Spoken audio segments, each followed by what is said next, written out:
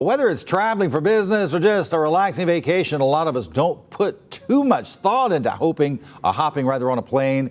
But it's not quite as easy for a pretty sizable portion of the population. Jared Hill, live in our Washington Bureau right now, with why a group of veterans says the government is not doing enough to change that. So, Jared, this lawsuit, pretty specific.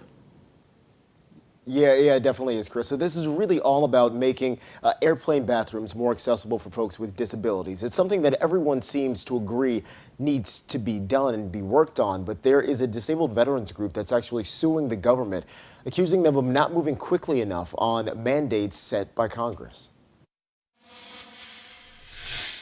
It's not just an inconvenience, it's a health risk. Paralyzed, retired Army Sergeant Sean Castle says using the bathroom on many planes isn't really an option. Have you been in an airplane bathroom lately? Wheelchairs just don't fit inside a lot of them, so Castle says he takes precautions. I have to make sure I have blankets with me. I do not want to do something in full view of public. I need to be able to cover myself up so I have some form of dignity on an airplane when I have to have a bathroom emergency. Paralyzed Veterans of America has been working with the Department of Transportation and the airline industry for a couple of years, figuring out ways to make bathrooms more accessible on single-aisle planes. It's very frustrating to us. Initially, Congress said that the DOT needed to propose a fix by 2017.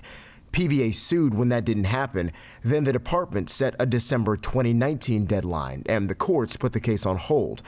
Now, while DOT is working on a rule for a short-term solution, PVA says they've pushed back the date for a permanent fix. Even once the rule is in place, we're still looking at a long-term gain. And that could take years. The Department of Transportation says it doesn't comment on pending lawsuits, but the Trade Association for U.S. Air Carriers says it's committed to offering a high level of customer service and routinely works to provide a pleasant flight experience for all of its passengers, especially those in need of additional assistance.